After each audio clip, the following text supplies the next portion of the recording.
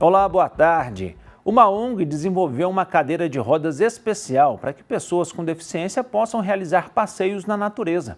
40 parques no Brasil já possuem o equipamento e oferecem o serviço gratuitamente. Guilherme e Juliana sempre foram fãs de passeios em trilhas. Mas em 2015, Juliana desenvolveu uma síndrome neurológica rara, que a obrigou a usar cadeira de rodas. A partir daí, surgiu a ideia da cadeira Juliette. A cadeira Juliette, ela foi de uma motivação pessoal, né, de uma necessidade pessoal, na verdade, de uma promessa que eu fiz para a Ju, e que onde ela quisesse ir eu ia levar. E ela perdeu boa parte da coordenação, ela estava perdendo muitas coisas ao longo do tempo, assim, e isso muito rápido, em 2 meses, e a gente sempre gostou muito da natureza, era a nossa válvula de escape. Então, antes dela ser um produto, ela foi algo. A gente brinca que ela é a irmã mais velha do nosso filho, né? Ela é uma filha para a gente. A cadeira foi desenvolvida pensando na melhor experiência possível para a pessoa com deficiência, baseado na vivência do casal em diferentes trilhas do Brasil. Ela tem uma roda só, porque aí a gente consegue percorrer qualquer caminho que uma pessoa em pé anda. Então, a gente tem aquele mesmo ponto de contato com o chão e eu consigo percorrer aquele percurso. Ela é alta, às vezes até o pessoal acha estranho que ela desequilibra um pouco, mas tem um porquê. A gente quer dar o mesmo campo de visão de uma pessoa andando para quem está sentado. Desde o fim de 2023, o governo de Minas Gerais investe na compra dessas cadeiras, visando a inclusão e acessibilidade em parques do estado. Um dos parques que possui a cadeira em Minas é o Parque Estadual da Serra do Rola Moça, na região metropolitana de Belo Horizonte. Os portadores de necessidades especiais, em alguns momentos, vêm com a família e a família às vezes não sabe o que faz, né? E vai ficar dentro do carro ou vai ficar sentado num banco enquanto alguém está... Então, assim, aqui a gente tem essa possibilidade desse portador poder utilizar a cadeira com seus familiares. É importante dessa família vir conhecer primeiro, faz aqui um primeiro exercício e depois, então, pode fazer essa condução aqui dentro do parque. Nós temos muitas trilhas. Pode escolher as trilhas que têm mais beleza cênica, outras áreas mais na parte baixa do parque. Tem subidas, né? Você tem a serra aqui atrás da gente, aqui com uma subida enorme, né? No Parque da Serra do Rola Moça, além da ajuda da família, a pessoa com deficiência também pode contar com o auxílio de voluntários para a locomoção.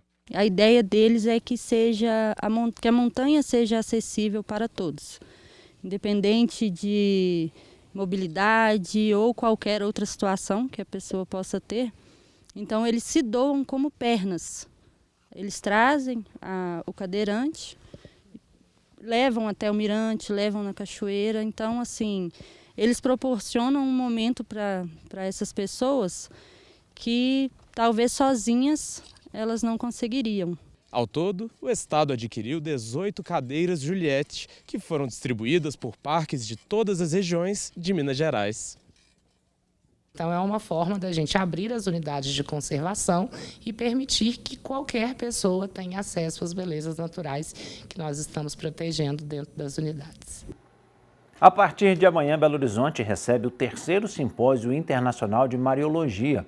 Serão 3 dias dedicados à pesquisa e formação em Mariologia, reunindo palestrantes convidados de Portugal, Itália e Brasil. A participação no simpósio pode ser feita de forma presencial ou online. O tema deste ano é Imaculada Conceição, 170 anos de dogma, memória e esperança, e celebra marco importante na história da Igreja, oferecendo oportunidade para reflexão sobre o papel singular de Maria na salvação da humanidade. As inscrições podem ser feitas no site da Arquidiocese de Belo Horizonte. A edição de agosto dos Encontros Bíblicos já está disponível para as comunidades de fé da nossa Arquidiocese. O exemplar traz como tema Nossa vocação ser a Eucaristia, alimento de amor. E é um convite para meditar a palavra e vivenciar a comunhão. Você pode se cadastrar no site da Arquidiocese para receber a nova edição digital no seu e-mail gratuitamente. Já a versão impressa dos Encontros Bíblicos pode ser adquirida no Vicariato Episcopal para a Ação Pastoral da Arquidiocese de Belo Horizonte. Só ligar para 31 3269 3114. O dia 26 de julho é celebrado mundialmente como o Dia dos Avós e dos Idosos. A igreja convida a todos para confraternizarem nessa data e, principalmente, valorizarem a companhia dos próprios avós. Esse tem sido um desafio nos dias de hoje. A psicóloga Carol Campos vai nos ajudar a entender o porquê.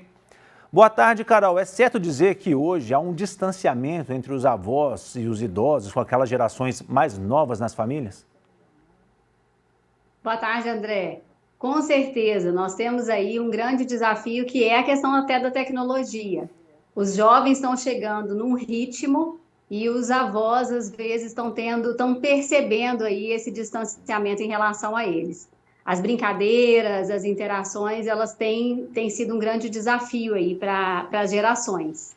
E é possível contornar esse distanciamento, reaproximar netos, crianças dos avós, dos mais velhos das famílias?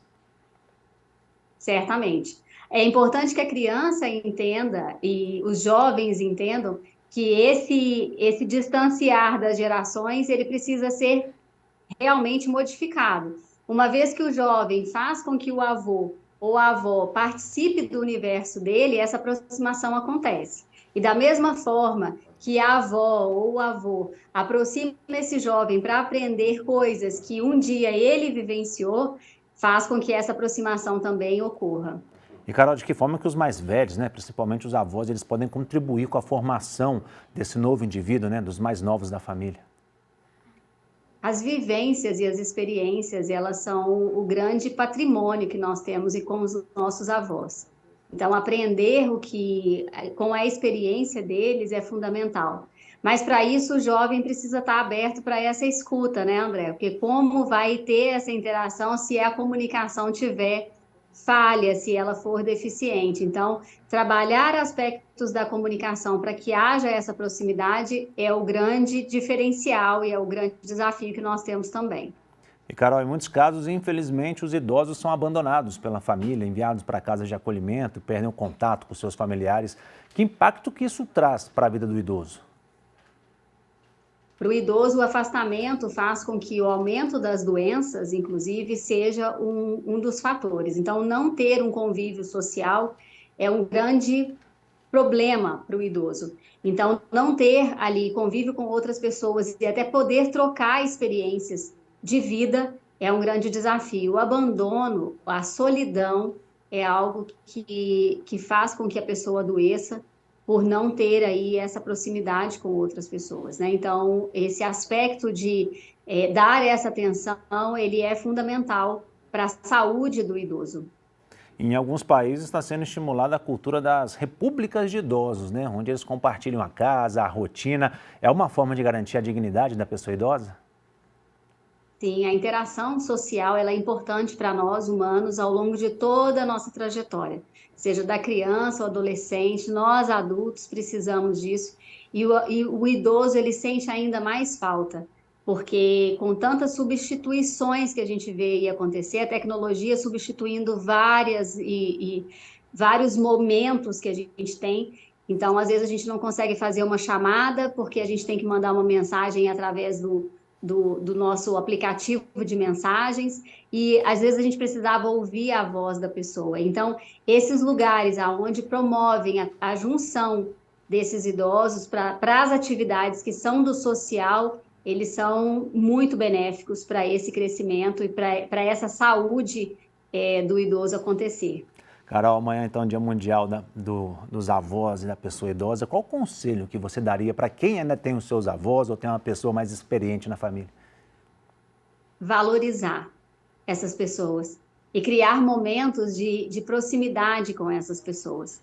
E a gente fala assim, tem momentos em que eu penso assim, que pode ser um café, pedir que seja feito um café, e a gente aqui em Minas, vamos fazer um café com pão de queijo, vamos comer um pãozinho fresco, e vamos ter ali um compartilhar do nosso tempo com essas pessoas que por muito tempo compartilharam o tempo com a gente. Então, é uma forma também de retribuir o que foi feito por nós, para a nossa formação. E ainda que haja algum tipo de conflito, algum incômodo, alguma memória que a pessoa não queira vivenciar, é o momento também de perdoar. E é o momento de pensar quanto tempo mais eu vou ter com essa pessoa? Então, eu preciso aproveitar esse tempo que eu tenho. Tá certo, Carol. Muito obrigado, viu, pela conversa. Uma ótima tarde para você. Obrigada para vocês também. Um abraço. Um estudo da NASA apontou que o Brasil pode ficar inabitável em 50 anos. A pesquisa analisa como o aumento constante da temperatura global e as ondas de calor cada vez mais frequentes podem tornar o ambiente extremamente prejudicial à saúde dos seres humanos. Entre os anos de 2023 e 2024, já foram registradas 12 ondas de calor e 1/5 do ano passado registrou temperaturas extremas, segundo dados do Instituto Nacional de Meteorologia. Vamos ver como é que fica o tempo hoje em algumas cidades mineiras. Em Belo Horizonte, nesta quarta-feira, a previsão é de sol com algumas nuvens, mas não chove. A temperatura mínima foi de 12 graus e a máxima pode chegar a 26. A umidade relativa do ar varia entre 41% e 100%. Em Taquaraçu de Minas, na região metropolitana, o tempo se assemelha com o da capital, com algumas nuvens e sem probabilidade de chuva. A temperatura mínima foi de 12 graus e a máxima pode chegar a 26. A umidade relativa do ar varia entre 41% e 100%. Em Dona Eusébia, na zona da mata, o tempo fica quente com poucas nuvens. A temperatura mínima foi de 17 graus e a máxima pode chegar a 28. A umidade relativa do ar varia entre 40% e 96%. O Departamento de Estradas de Rodagem de Minas Gerais vai interditar um trecho da rodovia MGC 262 entre Caeté e Barão de Cocais, na região metropolitana de Belo Horizonte. A via ficará interditada nesta quinta-feira, nos dois sentidos, de 1 da tarde até às 5 horas, para um serviço de detonação de rochas. O trecho interditado para os motoristas será entre os quilômetros 247 e 252, próximo à Cachoeira da Cambota. Os condutores são orientados a optar por uma rota alternativa pela BR-381. Futebol, o Cruzeiro venceu o Juventude pelo Campeonato Brasileiro e manteve a campanha de 100% de aproveitamento como mandante. O William abriu o placar cobrando pênalti no fim do primeiro tempo e também de pênalti. O Dineno garantiu a vitória e a 5ª colocação na tabela. E foram definidas as duas equipes que vão disputar o módulo 1 do Campeonato Mineiro do ano que vem. O Betim precisava do empate para garantir a vaga e abriu o placar com o Levi. A URT tinha que vencer e empatou com o Gilvan. O Jardel recolocou o Betim na frente e o Chico voltou a empatar o jogo, mas ficou nisso. E o time da região metropolitana de BH garantiu acesso para a elite pela primeira vez. A outra vaga ficou com o Aimorés de Ubá, que também vai estrear no módulo 1. E hoje começaram os Jogos Olímpicos para o Brasil. No handebol feminino, a seleção venceu a Espanha por 29-18. Às 2 horas da tarde, tem estreia no futebol feminino contra a Nigéria. O Ministério da Educação emitiu comunicado reforçando que as inscrições para o programa Universidade para Todos são gratuitas e o canal oficial e exclusivo para o cadastro online para o segundo semestre de 2024 é o site acessounico.mec.gov.br/prouni. Um site falso para inscrições no processo seletivo foi retirado do ar. Antes de ser derrubado, o site falso solicitava a inserção de dados do candidato para então direcioná-lo a uma mensagem que dizia ser necessário o pagamento de uma taxa de inscrição de R$ 100 para finalizar o cadastro no programa. A mensagem do golpe ainda ameaçava o inscrito de ser desclassificado do Enem deste ano e de todas as futuras edições, caso não pagasse o valor. Desde 2004, o ProUni oferece bolsas de estudo integrais e parciais em cursos de graduação em instituições de educação superior privadas. Os candidatos podem se cadastrar até amanhã. O Cine Santa Teresa promove o 4º Festival de Cinema Infantil de Belo Horizonte nesse final de semana. A repórter Fernanda Pontes tem todos os detalhes para a gente. Boa tarde, Fernanda. Ei, André, boa tarde para todo mundo que está acompanhando a gente agora. Pois é, de hoje até domingo, a capital mineira recebe a 4ª edição do Festival de Cinema Infantil. E esse ano tem uma novidade. O festival ele vai ser realizado em 2 momentos. O primeiro, começando hoje aqui no Cine Santa Teresa, de onde a gente fala ao vivo agora, e o segundo lá no Cine Humberto Mauro, daqui uns meses, viu? A Yakima Delamar, ela é uma das curadoras do festival, está do meu lado e vai explicar para a gente, né, Yakima? Boa tarde. Queria que você falasse a expectativa para essa 4ª edição e o porquê de dividir aí nesses 2 momentos. Boa tarde. Foram mais de 200 filmes inscritos, então a gente separou em 2 momentos, agora em julho e na Semana das Crianças, em outubro, lá no Humberto Mauro. E foi para pensar quando a criança teria disponibilidade para vir ao cinema, né? Queria que você falasse como é que se deu a escolha dos filmes, quantos são e um pouco das temáticas também que vão ser retratadas. A gente pensou temáticas que fossem importantes para dialogar assuntos atuais com as crianças, mas sem perder também o lado lúdico, a linguagem que elas falam, né? Então, sempre chegam filmes sobre o meio ambiente, sobre reciclagem, sobre a questão indígena, filmes com a questão da afroempoderamento, assim, de crianças negras. Vão chegando coisas de orixá, histórias de orixás, animações. A gente sempre tenta focar a programação assim. São mais de 200 filmes, né, Yakima? Foram mais de 200 filmes inscritos, a gente fez uma seleção cuidadosa desses filmes, a programação está mais ou menos com 50 para cada edição, assim. Hoje começa, né, daqui a pouquinho, 2 horas. Conta pra gente o que o público vai poder conferir hoje, né, o destaque aí para hoje dessa programação. O festival começa hoje, 2 horas, aqui no Santa Teresa.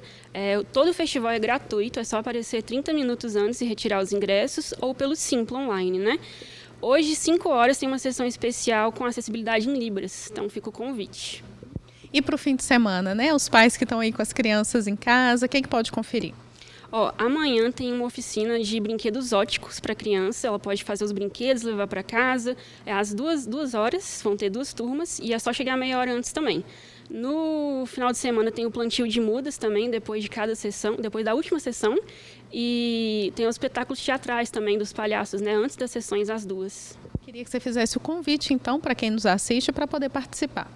Então, fica o convite para conhecer a Mostra de Cinema Infantil de Belo Horizonte. Traga a meninada, traga a família toda. Tá certo, Yakima, muito obrigada, viu? André, como a Yakima bem mencionou, a programação ela é gratuita, mas tem que ficar atento. Os ingressos podem ser retirados 30 minutos antes das sessões. Eu volto com você. Muito obrigado pelas informações, Fernanda. Bom trabalho para vocês. Dados do relatório das Nações Unidas sobre o estado de insegurança alimentar mundial mostraram evolução no Brasil no combate à fome. 14 milhões e 700 mil brasileiros deixaram de passar fome em 2023. A insegurança alimentar severa, que atingia mais de 17 milhões de pessoas em 2022, caiu para 2 milhões e meio no ano passado. Diante dos avanços, o ministro do Desenvolvimento e Assistência Social, Família e Combate à Fome no Brasil, Wellington Dias, está otimista e acredita que o país deixará o mapa da fome até 2026. Em 2014, o Brasil havia conseguido deixar o mapa da fome. No entanto, a insegurança alimentar aumentou ao longo dos anos e o país voltou a constar no relatório em 2021.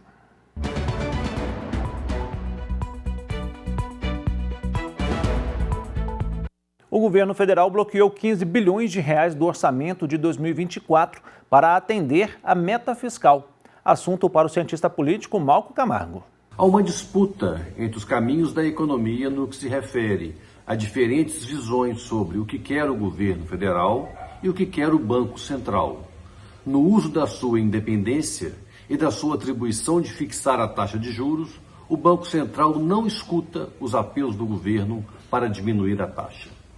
De outro lado, o mercado e o Congresso cobram de um governo um outro compromisso. Não mais uma discussão sobre a taxa de juros, mas sim sobre a meta fiscal. Meta fiscal enviada pelo próprio governo, ou seja, estipulada pelo Ministério da Fazenda e aprovada pelo presidente. Aí é diferente. O cumprimento desta meta é fundamental para que se tenha credibilidade junto a novas apostas que o governo irá fazer. E, caso contrário, caso não cumpra a sua palavra, a relação governo-congresso, governo e investidores, governo e mercado internacional será muito fragilizada. Cumprir a meta fiscal estipulada pelo próprio governo é um pacto que o governo deve fazer para honrar a sua própria palavra, mesmo que isso tenha que gerar cortes na carne. E é isso que irá acontecer, a contenção de investimentos e, às vezes, a quebra de compromissos feitos com parlamentares ou na elaboração de políticas públicas para cumprir a palavra dada anteriormente. É assim que funciona o jogo da política relacionado à economia. O licenciamento ambiental para o início da obra da construção da linha 2 do metrô de Belo Horizonte foi aprovado pelo governo de Minas.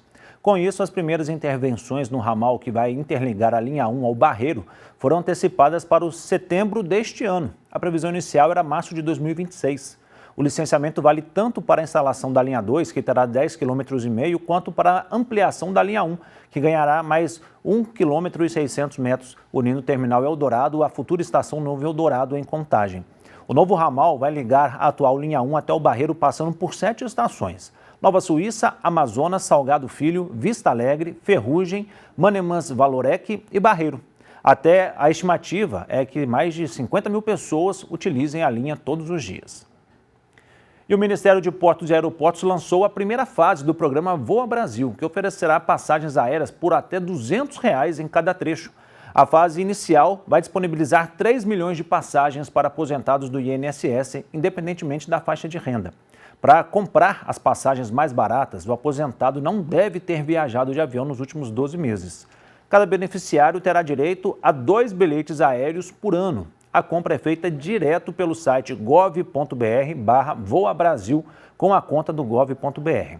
A conta precisa ser do nível prata ou ouro para dar mais segurança ao processo. Quem tem a conta bronze deve fazer o upgrade com a inclusão de dados pessoais e o reconhecimento facial. O fóssil de um ícone do filme Jurassic Park, o apatossauro, vai ser colocado à venda em um leilão na França. O exemplar tem cerca de 150 milhões de anos. O esqueleto do maior dinossauro já colocado à venda vai ser leiloado no dia 16 de novembro na França. O preço estimado pode variar entre 3 e 5 milhões de euros, cerca de 17 e 29 milhões de reais na cotação anual. Quem compra um dinossauro? Este não é um dinossauro para uma sala de estar.